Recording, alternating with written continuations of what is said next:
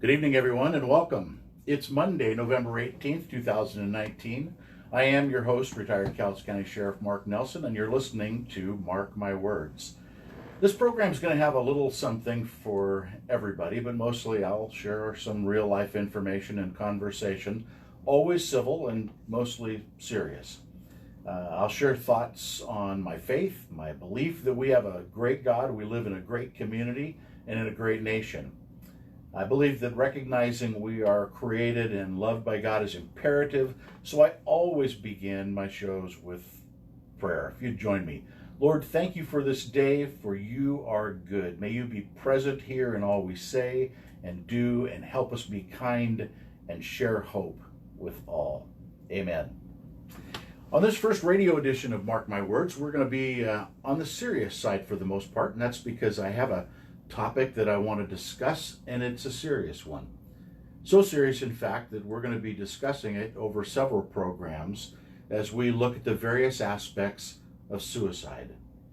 Most every listener this evening has been touched in some way by suicide, so this is going to be a community conversation on the issue of suicide, the impact of suicide, the help available for those who are struggling and or survivors, and the hope for you that people care, you matter, and every tomorrow brings new goodness and opportunity. During my decades-long career in law enforcement, I dealt with many people in crisis in one form or another.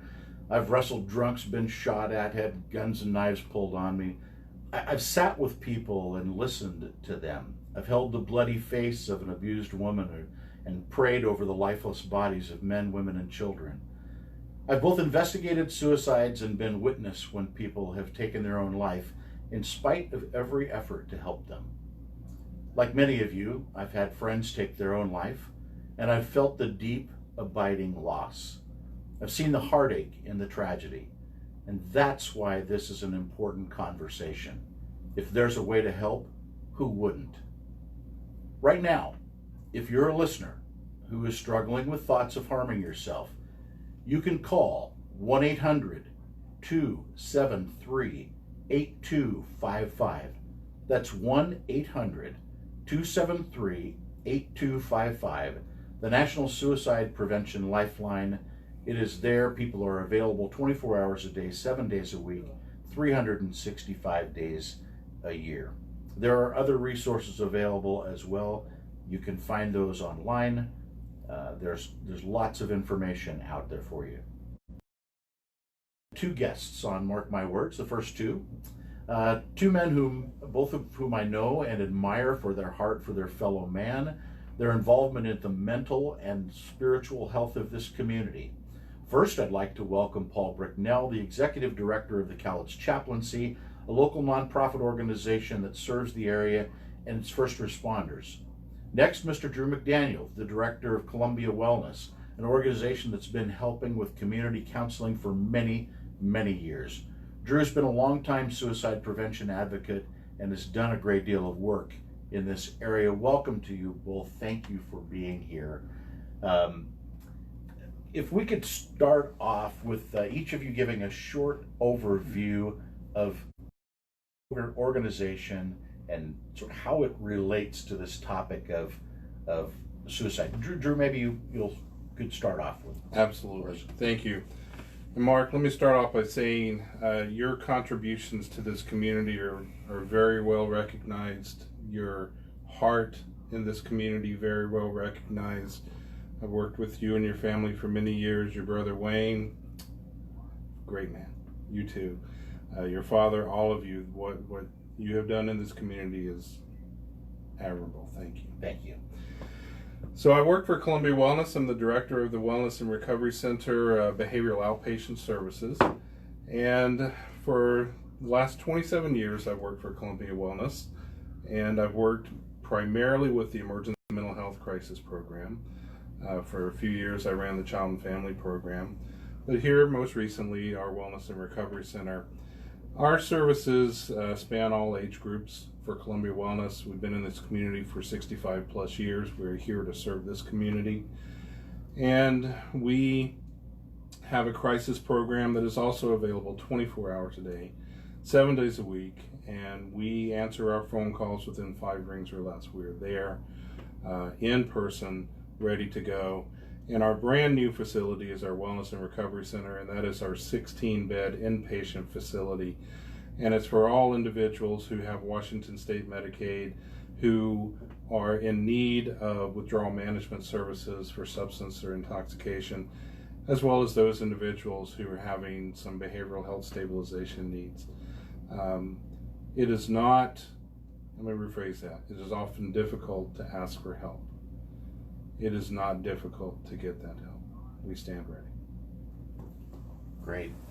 Yeah, I was very excited when the new facility opened up. That was we have been dreaming of this for a long time. It was a long time coming. As you well know, community partners, we sat around the table for so long saying, when can we get this for our citizens? Right. And boy, we've got it. Yeah, that's exciting. Drew, tell us where it's located, Drew.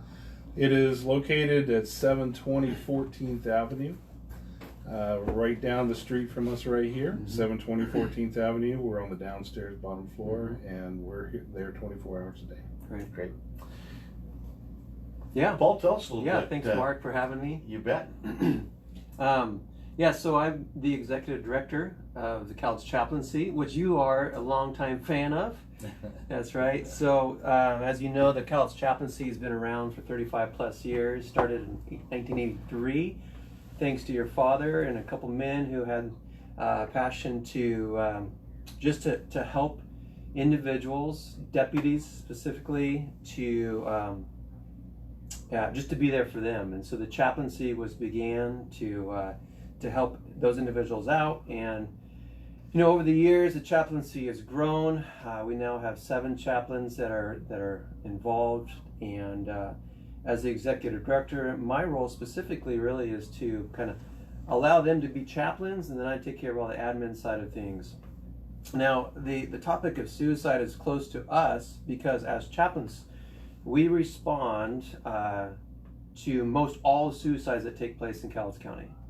And so when 911 calls us, first responders are there. We get called in to kind of assist responders in the scene, the particular scene, and we help diffuse all the trauma and drama that's taking place around the victim. And so our chaplains are great at taking care of people who are in the moment of crisis. And so we respond to a lot of calls throughout the year. I can tell you that as someone who has been there on those scenes, and you're trying to deal with the investigative piece and all of the parts around that having someone come in who can help deal with the family or friends or whomever, that all of those other people that this has impacted is something quite amazing, and it's a huge blessing. I mean, I remember the days when that was not the case, and you were just kind of left on your own to deal with it as best you could. And so anyway, very, very grateful for the chaplaincy. Yes, it is near and dear to my heart, and I support that effort completely. So, Drew, what drew you? You've been doing this a lot of years, and part of what you have your career has been in the topic of suicide prevention. Absolutely. What drew you to that? Well, two things. Number one, college years, I myself actually planned my own suicide. And the day that it was to take place, I realized I could not do that. I just couldn't. And my mind and my body, my entire being said, this isn't the thing to do. And when I go out into the schools, I talk about this with the teenagers, and I let them know that, yeah, I've felt it before as well. And then I also tell them that had I followed through, I would have never had that opportunity to be here for you and to be here and to let you know that there's life. And so that was my main thing, was realizing that, number one, we're all human. We all struggle. We all have our wonderful days and our not so wonderful days. And if we can be there to support one another, that is the best thing we can do. Be there for our. The other thing that I want people to do is realize that every one of us has the right to pursue happiness. Our founding fathers believed in that as well. It's in our legislative documents that we can pursue happiness. We have that right. And doggone it, if I can help someone do that, I'm gonna. Great. I think that everybody has been through times in their life when, and I think we'll probably talk about this a little bit more, but everybody goes through times in their life when they are struggling. Things are tough, and how you get through that is dependent on a lot of things. Like I said, I'm sure we'll talk about that more here in the next little bit. Paul, you have recently started an effort here, community-wise, that basically is an encouragement to people. Talk a little bit about that, and how did that get going, and sort of what's the focus of all of that? So it probably goes back 2 years ago.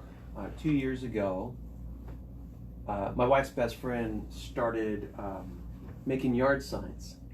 On one side it said "Don't give up," and on the other side it said "You matter." And the reason why she made those signs, she made 20 signs as early as like May of 2017, and it was a response to the number of teen suicides specifically that were happening in Newberg, Oregon. And so she's like, what can I do? And so she made 20 signs, Mark.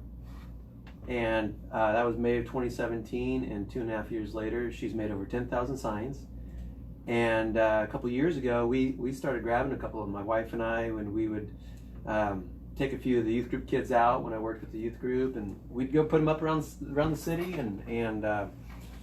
and then last year when I started working with the chaplaincy back in October, so it's been a year now, I was kind of learning the ropes of what it looks like to be a chaplain, and what we're doing and how we're making an impact and helping people in times of crisis. And I became more attuned with how many suicides were taking place in Cowlitz County. And it's one of those things, you start to hear statistics, those statistics that just roll around. It could be about anything. And then you hear statistics like, well, there's a lot of suicides happening in Cowlitz County. And I'm like, well, really, how many are there? I mean, really, how many compared to the next county or the state or the next state across on the lines? And so I called the coroner and I said, hey, how many suicides have we had in Cowlitz County? I want to know. And so he gave me some numbers. And I was shocked, and he actually gave me these numbers for the past 5 years. And so as of July of this year, the number was about 18, and all of last year we had 20. So he said, we're on track for a high year. And so I'm thinking, okay, I know that my chaplains, they are there when a suicide has occurred, and they're helping families out. And so I'm like, what can we do as a chaplaincy? What can we do on the preventative side to help with this? And we're usually on the responding side of it. So what can we do to help on the preventative side? And I said, what do we have to offer? And I looked at my blank wall on the chaplain building that faces 15th Avenue, and I'm thinking, like, if Portland can have a big old sign on the side of a wall that says "Keep Portland Weird," I'm gonna have on the side of our chaplain building that says "Don't give up," because I want every person to walk by there, every person to drive by that place, and regardless of where they've come from, if they just out of a doctor's visit, and it was bad news, or they just lost a job, or there's a conflict at home, I want to be able, as a chaplaincy, to provide hope and encouragement in that moment. And so we just took this blank canvas and we said, let's do that. Let's just put that up on the side of our building, and it's been awesome. And so that was one thing that we did, and so recently we've been kind of advocating for the Don't Give Up signs. We're not the ones who make them, but we are a big cheerleader of the Don't Give Up movement. And the Don't Give Up movement is actually, it's bigger than Cowlitz County. In America has Don't Give Up signs. There's about 6 countries now that have Don't Give Up signs. I mean, it's really taken off, because I think what it is that the topic of suicide, depression, it's such a humongous conversation. It's a beast, and you're just like, how do you tackle this thing, right? How do you tackle this thing? And what I've realized is that it's got to come from multiple angles.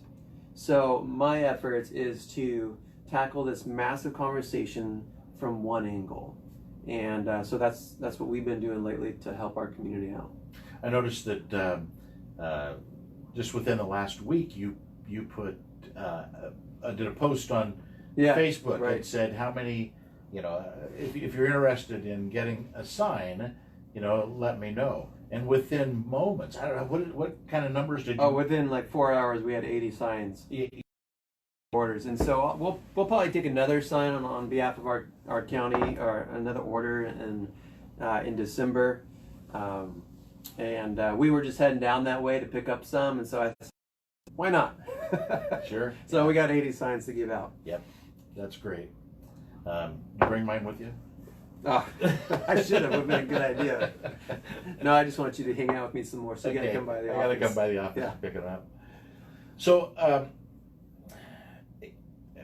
suicide, we know, is causes of death in our country. And in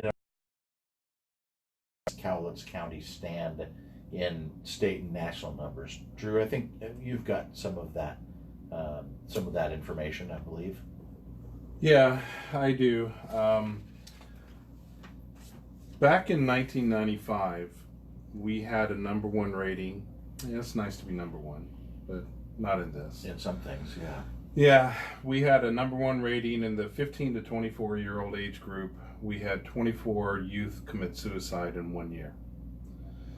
And as a community, that hit us very hard. 24 youth. 24 youth commit suicide in 1 year.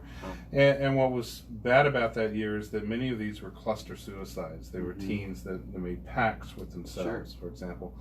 And as a community, we came together and said, what do we do? How do we keep our kids from doing this? And we made impacts, all of us, every community player that came to that table. We did everything we could, and we saw those numbers decrease and decrease and decrease. But statistically, nationwide, 5 to 12-year-old age group, 5 to 12-year-olds are often learning what they are, mirroring a family member who may have attempted or gestured. And often family come to that person and give them support, which they deservedly need. But when that child is struggling, how do I get that support? Well, they do what they see. And so many times they will attempt or gesture, not knowing the permanency of their actions. High achiever teens, nationally, college is expensive. Be the best at your talent or your skill or your sport. Your grades. Go to Running Start, get the 2-year degree plus. 18 to 20-year-old males, their support systems are leaving and moving on. The employment for many of them isn't there.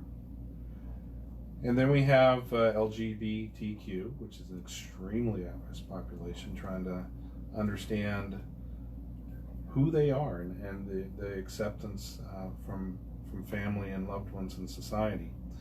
But our #1 most at-risk population in our county and nationwide is the 35 to 54-year-old Caucasian male. And those numbers have historically been extremely high in our county and others nationwide. So why do you suppose that? Well, there's a lot of things that happen. Yeah, I know between that. Right. I mean, it's big, you have the beginning of careers, and sometimes loss of job or career. You have beginning of relationship, loss of relationship. You have the onset of many times of health issues that occur. There's a lot of life that happens between ages 35 and 54. But number-wise, back when we did this research project initially, back in the late 90s, the average per 100,000 population was 12.8. And if you look at statistics now,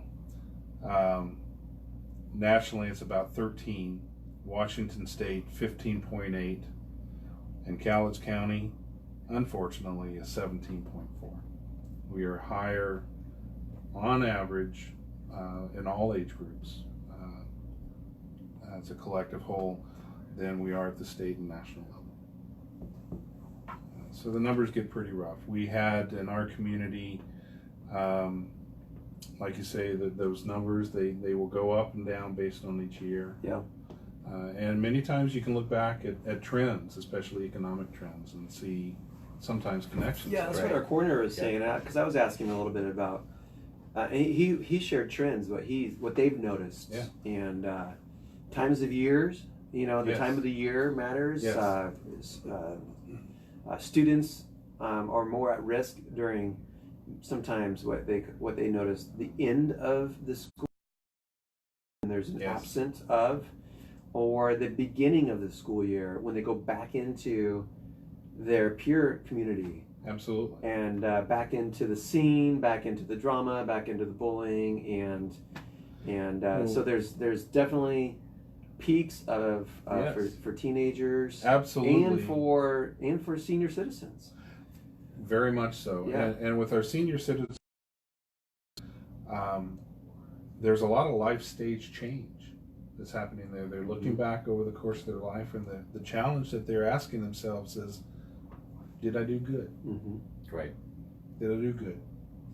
And for those who can say, yeah, I did well, there's an easier transition into older adulthood. For those that look back and say, I couldn't, that's a harder transition. And what we found is with our older age group, they won't often tell you because they feel it's a burden and they don't want to burden you. Mm-hmm. So we have to engage our older population and say, you are just as important and valuable today as you were yesterday, and get them engaged. Sure. I was in looking at some of those numbers. I was looking at, we've got high years and we have lower years, but it seems that the last few years our numbers, while remaining above the average, have been fairly flat.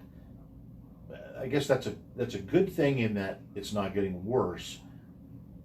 It's a bad thing in that it's not getting better. Yeah. And I don't think that this is a topic. I mean, personal opinion here. I don't think that this is something that we should be okay with finding an acceptable number. Not that are just gonna be. I mean, that there are things that you cannot. You're always going to have people who are going to end up making that choice, that decision, because you can't control what's going on inside of someone. You can impact it, you can help it, you can do everything that you can to make it better. But some people are just going to make that choice, make that decision. Yes. But still have to make the effort. We have to put out the effort to try. We have to do something to improve. I know that one of the questions that everybody asks is why would somebody make that decision? Why would somebody go through the process in their own mind of end their life? I know that, I'm a professional in this area, but I have my thoughts, I have my ideas on some of those reasons. But what are some of the things that, for you, Drew, as a mental health professional, where you have people to, opportunities to talk with people, or Paul, I know that as you have dealt with young people in so many situations.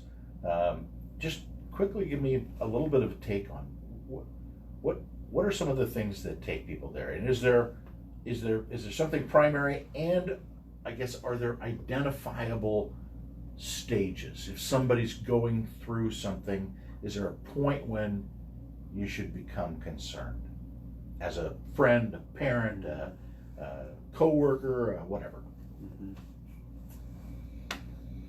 Want to go first? That's a lot. Yeah. That's a lot. I know. I'm Sorry. trying to decide where to start tackling.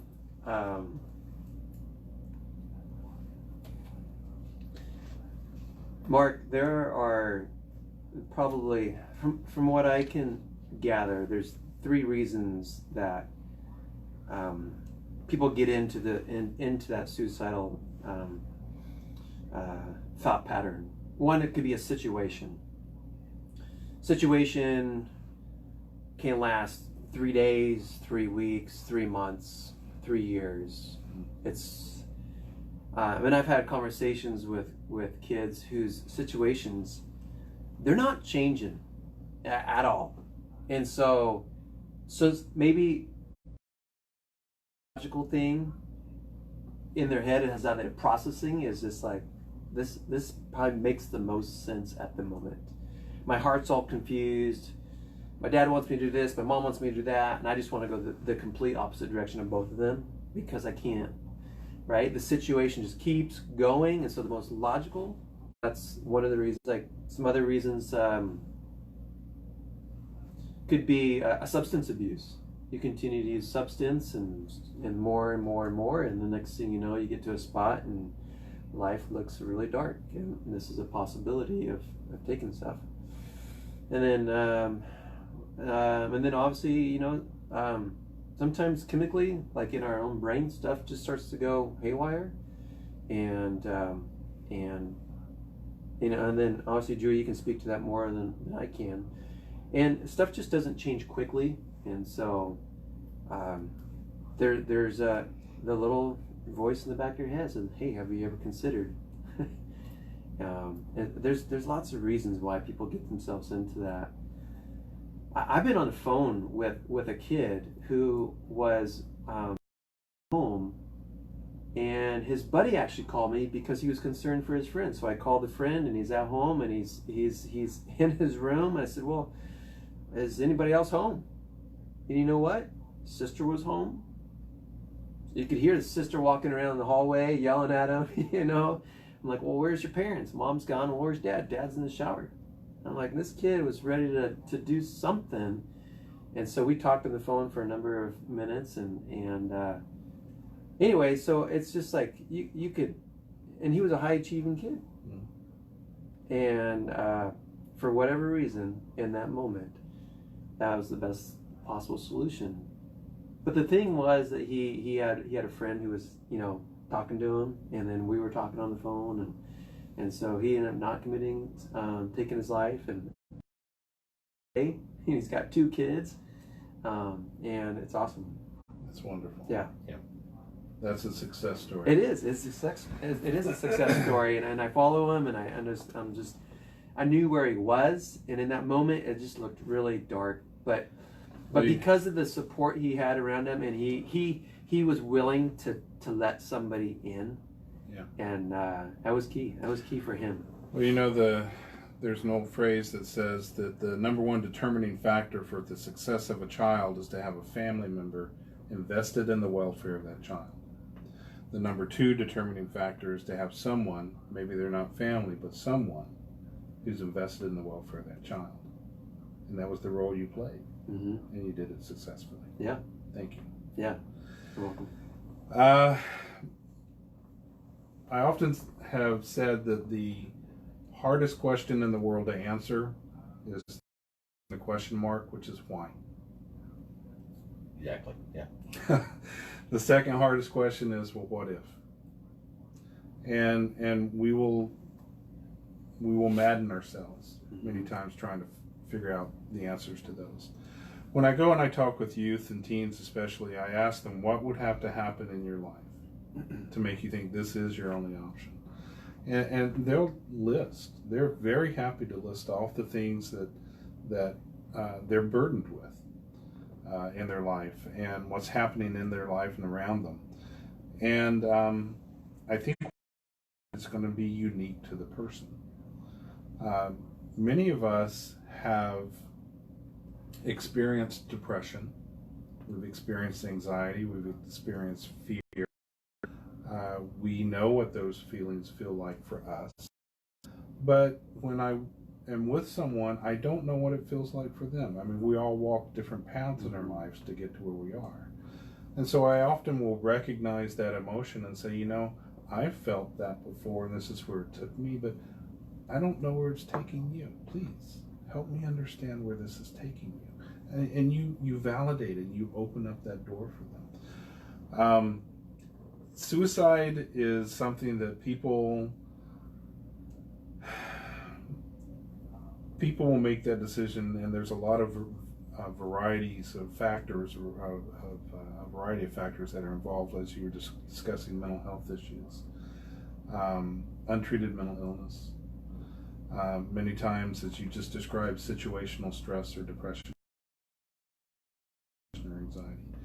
And many times, if you don't treat the situational, it can turn chronic with us. Our bodies are beautiful mechanisms that are created with a myriad of chemicals, and any of them getting off balance can cause us to feel off balance. Yeah. And the substance use, and you mentioned substance use, I will say that the statistics show that if the thought of individuals under the influence are 33% more likely to go ahead and attempt. So it's not a good combination. It's not a good combination. But the reasons vary per individual, and it's hard to say that they're going to fall in a specific category until you sit down and you ask them, and you try to answer that question of why. So to follow up a little bit on one of the questions that I had earlier, are there identifiable stages, or are there things that you should be looking for, can be looking for? Absolutely. in someone? Absolutely. I actually teach a course over at Lower Columbia College once a year for their chemical dependency studies on how to assess for suicide, and I do trainings for my teams and in the communities as well. And one of the things that I love to use, I take my Mr. Potato Head with me. Now, you probably just lost all respect. I'm sorry. I'm really when you said I take my Mr. Potato. Okay. Doggone it. I should have said it was my daughter's or something. No, it's mine. If you look at symptomology, an individual can go in to their doctor and say, I think I've got the cold, and present with this symptom, this symptom, this symptom. Another individual can walk in, I think I have the cold, and their symptoms may be different. But the docs are skilled at saying, these clusters sort of keep together, and I think both of you may have the cold based on what you've described. There are some general, universal characteristics, such as oversleeping or undersleeping, lack of interest in things that you once cared about, giving things away that are important to you, withdrawing from other people, overeating, undereating, talking about death, preoccupation with death. Many times people will write their own epitaphs. They'll start to collect, especially in our adult population, all the bank statements and everything important that they would want another family member to have, take care of things. Planning, fantasizing even about where it's going to be and when and how. These are very, very frightening symptoms, but not all people are going to have them. And so what I often do is I encourage people, take the Mr. Potato Head and you look at this person as Mr. Potato Head, you see them sitting there and that's their normal. And then you take off this ear or you take off this and you say to yourself, this looks different. This isn't what I'm used to. That's your sign. When you have someone and you say, that person is looking different to me, they're isolating it a little bit more. That's not normal. They're not for them. Okay? They're pulling away and withdrawing. They're typically a social person. They're talking about their fears of failure when they've always talked about how they want to accomplish and achieve. That person is now looking different. That's when you need to be worried, when you start seeing those signs. And there's actually a stage in suicide contemplation called the quiet calm. And this is one of the most lethal stages, because the individual with this concept of I'm going to take my life, and for whatever reason, their mind and their body have now said it's okay. You can do this. They actually show relief and calmness. And as loved ones, we see that and we think, oh, they're better. Right. Our chaplains, we've talked about just that exact same thing. Right. Yeah, and you have to be careful at that point, because that can become a lethal point. So through they're feeling depressed, anxious.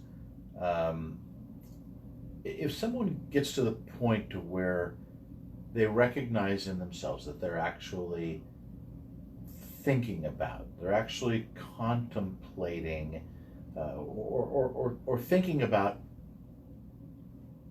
suicide as an option. If it comes to your thought process as an option, I would think self-awareness wise, that should be a huge warning sign. Yeah. Now, I know that there are some medications, some prescribed medications that don't have anything to do with any of this, but it says on there, you should contact a doctor if you start having suicidal thoughts. That always kind of shocked me. It's like you take an aspirin. Not that aspirin will do that to you, but what is that next thing when they get to the point where they start considering life could be about what happens with life without them? I mean, they start considering that end of life thing. Sure. Couple thoughts. Number one, the concern about the medication, that was one that has popped up over the last few years that does have people quite concerned.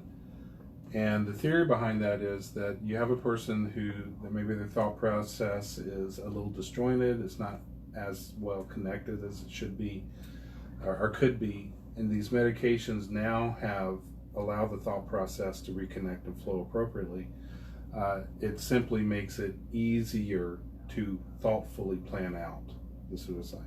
And that's one of the things that they're throwing out there now. Whether that's for all of them, I have no idea. I'm not a doctor. I don't make that much money. But they're wonderful.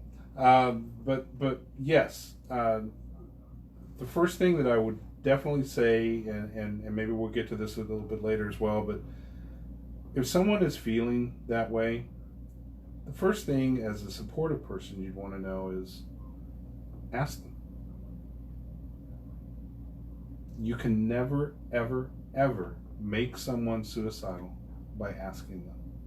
So the old thing about planting the seed. If I bring it up, are they more likely to do it or not? That's not true. That's a myth. That is a myth. In fact, the research shows us, and just one human beings to others, when you're not doing well and you want someone to ask you. You're hoping. There's a wonderful story about the gentleman that jumped off the Golden Gate Bridge that survived. And in his story, he tells us, he goes, had one person stopped me and said, "Are you okay?" I would have not, but no one did. Now, I'm not trying to put pressure on people with that, but what I am saying is that from one fellow human being to another, if you see someone struggling with that and you think, ask. And Mark, your comment about when you notice it to yourself inside, things you said, is help people feel hope. If you feel like you're worthy of having a life and of hope, and that thought pops into your mind, yes, that's when you say, time out, I need to reach out for help. And there are a number of directions that people can reach out. I mean, doctor, counselor, pastor, whatever. I mean, there are people around who are trained and are there to help. Yeah, I mean, I think that's amazing. I want to touch just a little bit on the piece with kids and kids who and their ability to reach out. Is that something that we see more of or less of? I think that the resources are there for kids, but do they or can they reach out when they're going through some of these struggles themselves? What are your thoughts, Paul? Yeah, well, often what I've seen, Mark, is that they reach out in very dramatic social media ways, and it's not a blanket statement, but often you see these posts, and you're like, that's weird. Like, why would you put that on social media, right? And you're kind of appalled, or you're kind of like embarrassed for them of how transparent a kid can be, and just to let the whole world know. Oh, you're talking about kids. Yeah. Yeah, right? Oh, yeah. No, yeah. sorry. I know. Sorry, no, we were talking about kids. And I'm just like, is anybody gonna say anything? And I've looked at some of that, and I'm thinking like, okay, I don't care what this person thinks. I'm gonna call that person. I'm gonna message that person, and it's what you said, Drew. It's like, I'm not gonna be the one who's pushing this person over that threshold of that emotional threshold, because actually what they're really desiring is help. That's all they're saying is help. And so I've kind of learned, like, through all these emotional bombs that get dropped on people, whether it be through a text message or through a social media post, is that all it's really saying is help. And I've kind of grown to be like, okay, I'm following up with that, and I don't care what they think about me right now, because you can't put that out there without me following up on that. Right. And I don't see them all the time, you know what I'm saying? Mm-hmm. But when I do see it, I've learned it's like, I'm not going to be the reason why, but actually really just want to connect with somebody. Sure. Social media is such an amazing tool that we have. And we were discussing this earlier. Right. You can use this tool for enrichment and gaining knowledge and information and understanding, or you can use this tool negatively. It depends on what your motivation is. And I've seen the social networks really blessing for kids, because they wouldn't have that person to reach out to if it weren't for this setting. At the same time, I've also seen it be a negative, mm-hmm. where individuals, kids, teenagers, even adults can use it to belittle or berate, mm-hmm. or criticize. And it's a shame when it's used in that fashion, because it can be used such in a helpful fashion. Mark, one of the things that you were talking about earlier, you made the comment, kids talk with their thumbs. Right. The chat. I love that phrase. Opening up those avenues is where we want to go, and our organization with Columbia Wellness is if the session, 50-minute session in an office or going out to the park and talking isn't what's going to work for you, what will? Is there a chat thing that we can do? Is there some way that we can connect that works for you. And I think all across the nation there's that question of how do we reach out, how do we engage, especially with the youth that live in this cloud world of communication. And sometimes we fall a little short, but that just means we get up and try again and try to do it better next time. But yeah, we're trying to learn how to work that, because that is another way to reach a population that maybe otherwise would have not been reached.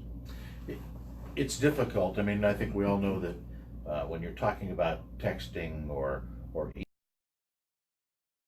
I think the first time that I ever encountered the thought of being a less effective way of communicating was back in the 70s. There was an organization called Basic Youth Conflicts, and it was put together by a man by the name of Bill Gothard. I don't know if you ever heard of Bill Gothard and Basic Youth Conflicts, but it filled the Memorial Coliseum with kids back in the early 70s, and it was a day-long seminar on a faith-based seminar. But one of the things that I took away from that, I remember to this day, was that if you had to talk to someone, or if you had to communicate something important to someone, the least effective way was written. The next most effective way was by telephone. Mm-hmm. And the most effective way, of course, is face-to-face. Now, these days, I love to write letters. I love to do handwritten letters. I write letters to people because with my own hand. Primarily, I love to do it with my kids, and it's because I have things that my dad wrote that mean the world to me because they were written by his hand, and so they last to this day. But how do you get beyond that in this generation, if you will? How do you get beyond that communication? Because we've all seen text, we've all seen social media posts, we've all seen people say things that maybe they didn't mean, or they didn't mean it in the way that it was interpreted because it's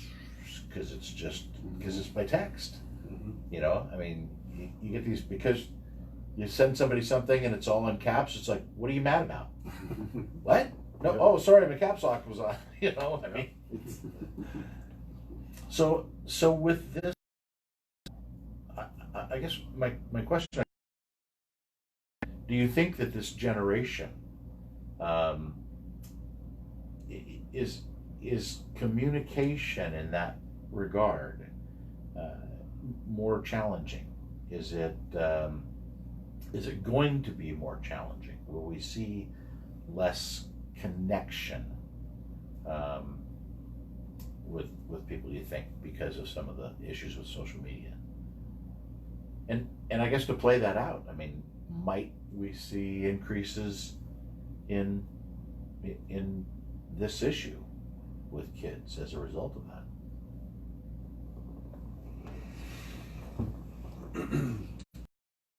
I think that initially, that may be, but like with anything in regards to people, regardless if it's a teenager or an adult, there's nothing that can replace a face-to-face conversation.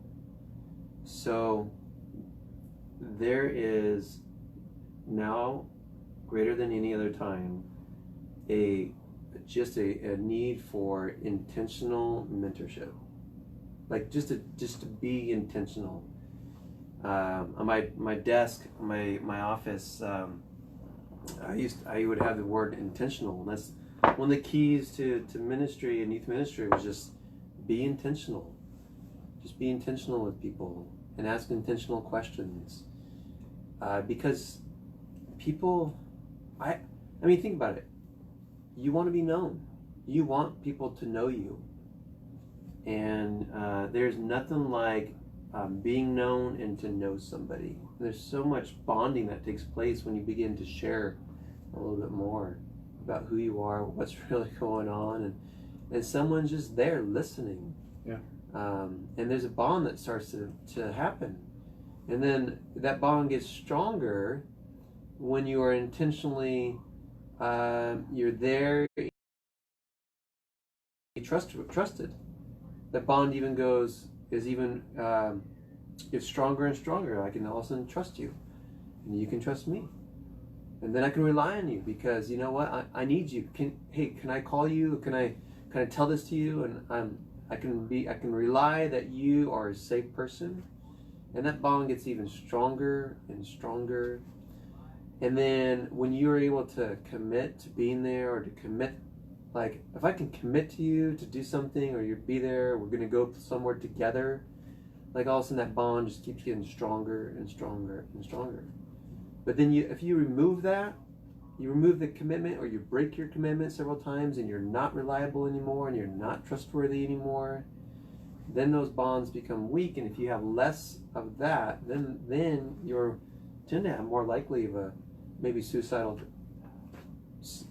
tendencies or something. So, but anyways, you just can never replace that. And so I just think that one of the keys is just being intentional, whether it be with your family, be intentional with the people you work with. Well, it's not my business. You know what? Who cares? Be intentional. And whether it's someone you see on social media, just be intentional with them. I love that. I think that's exactly what we need to do. Letting people know that we're all there together. We're all on this big blue marble, working with one another. A good friend of mine, Charlotte Rosen, and I used to joke, we're just a bunch of big kids trying to do the best we can. That's what I think. A lot of truth to that. Yeah. Yes. Yeah. I recently had a young lady that was engaging in self-mutilating behavior. And we talked for a while, and I asked her, what are some of the strengths that you have? Tell me about you. What makes you you? And one of the things that she readily identified was her writing ability. And I said, show me. And so she did. And she has shared this with many people before. And I looked at that and I said, one of the things that you might want to consider is developing a support group through Facebook or using the social media like that. And for her, that would have been perfect. Okay. But otherwise than that, the face-to-face is great. I often tell kids when I go out to the schools, have you ever been to the grocery store when you're starving? They're like, yeah. I said, yeah, me too. Me and little Debbie, we're tight. Right. You go to the grocery store, you're starving, your judgment's impaired by your hunger. Well, if hunger can do that, what do you think? Fear. Those are not the right times to make decisions about the rest of your life. Mark, I am grateful that you're having this. We need to help people understand that those are not the right times to make decisions about the rest of your life. You have hope. You have people there to turn to. Yep. So right now, folks, if you are a listener who's struggling with thoughts of harming yourself, once again, I want to give you the number to call, 1-800-273-8255, 1-800-273-8255, the National Suicide Prevention Lifeline, 24/7, 365. I'd like to say thank you to my guests, Mr. Paul Bricknell and Drew McDaniel, for bringing their heart and wisdom to this discussion today. Join me next Monday at 5 for the next edition of Mark My Words, when we'll talk about the impact of suicide on people and community. Thanks for listening today. I'm Mark Nelson. This has been Mark My Words. Be kind to one another. Don't give up, because you have value, and God bless you all. Good night.